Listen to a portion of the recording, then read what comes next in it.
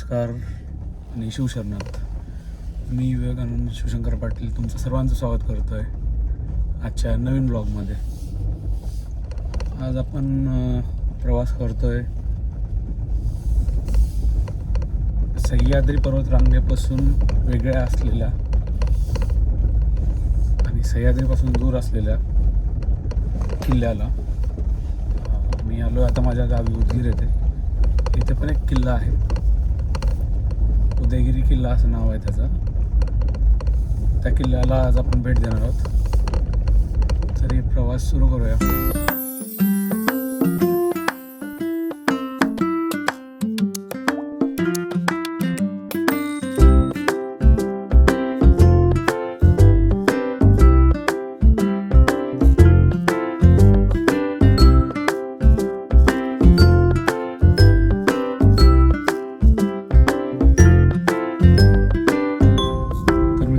निघालोय आता उदयगिरी किल्ल्याकडे. तुम्ही जर बाहेर गावून येत असाल तर तुम्हाला रेल्वे आणि बाय बस दोन ऑप्शन आहेत. बस स्टँडपासून किल्ला 1.5 ते 2 किलोमीटरच्या अंतरावरतीच आहे. तिथून तुम्ही बाय ऑटो रिक्षा जाऊ शकता आणि रेल्वे स्टेशनवरनं जर येत असाल तर तिथून पण वॉकेबल डिस्टन्स आहे, पण तो पण 1.5-2 किलोमीटरचा असणारच आहे.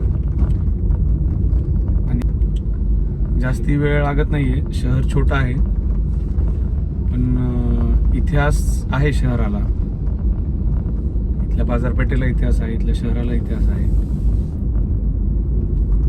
आणि जाऊया. 5 ते 10 मिनिटं लागतील आपल्याला पोहोचायला.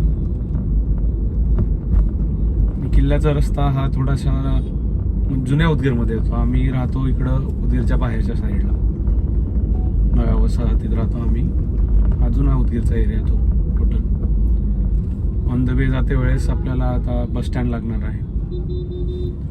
छत्रपती शिवाजी महाराजांचा चौक लागेल, त्यानंतर पोलीस स्टेशन टू चौबारा, आणि चौबाराच्या पुढे लगेच किल्ला येईल.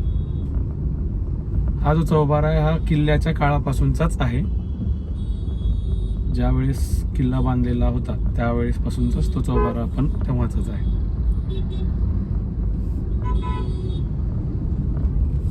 सदरी किल्ला जो उदयगिरी किल्ला आहे त्या उदयगिरी किल्ल्याच्या नावावरूनच उदगीरचं नाव ठरवण्यात आलेलं आहे.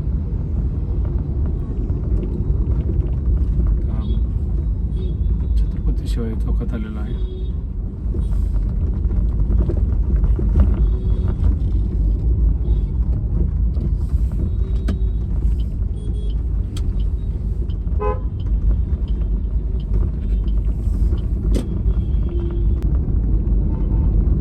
आता आपल्याला काय भेटेल, काय शॉर्ट्स भेटतील त्या हिशोबानं तुम्हाला मी दाखवेलच. भेटूया किल्ल्यावरती.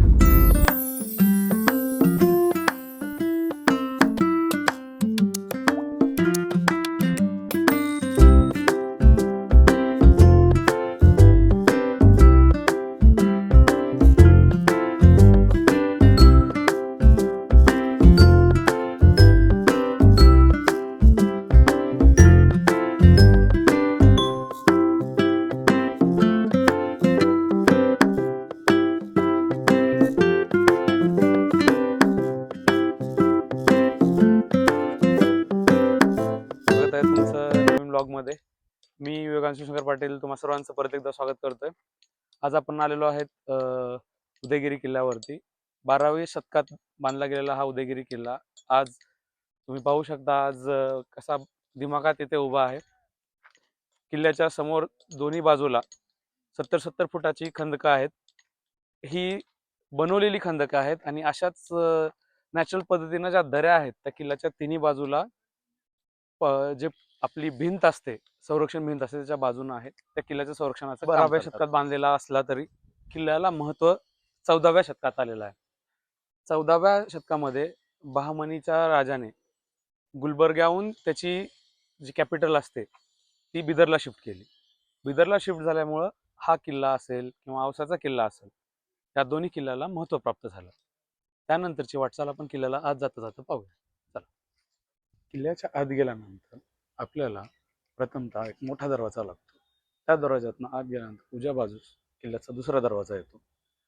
त्या दरवाजाजवळ आपल्याला एक खिडकी दिसते. ती खिडकी चेक पॉईंट असल्यासारखं काम करायची. कुठले खलिते आले, पत्रव्यवहार आला, तो त्या खिडकीतनं व्हायचा. जर पत्रव्यवहारापुरतं मर्यादित असेल तर जो काही तो माणूस आहे किंवा जो वाहक आहे त्याला तिथूनच पत्र घेऊन वापस पाठवलं जायचं, किंवा त्याचं दुसरं काम असेल तर त्याला त्या दरवाज्यातून पुढे एंट्री भेटायची. त्यानंतर आतमध्ये डाव्या बाजूला राणी महाल, नर्तकी भवन आणि आपल्याकडं नवतरुणी प्रेमी युगुल खूप आहे आणि खूप छान ह्या ऐतिहासिक वस्तूवर आपल्या प्रेमाचे नाव कोरलेले आहेत. इतिहासात त्यांना नाव कोरायचं होतं, पण त्यांना वाटलं की किल्ल्याच्या भिंतीवरती त्यांचं आणि त्यांच्या प्रेयसीचं नाव लिहून ते इतिहासात कोरलं जाईल. पण ते तसं नसतं. आपल्याला समजलं पाहिजे की आपण ह्या वस्तू जपायच्या असतात, ह्या वास्तू जपायच्या असतात. लक्षात घेतलं पाहिजे. कॉमन सेन्सचा भाग आहे, हा सिविक सेन्सचा भाग आहे.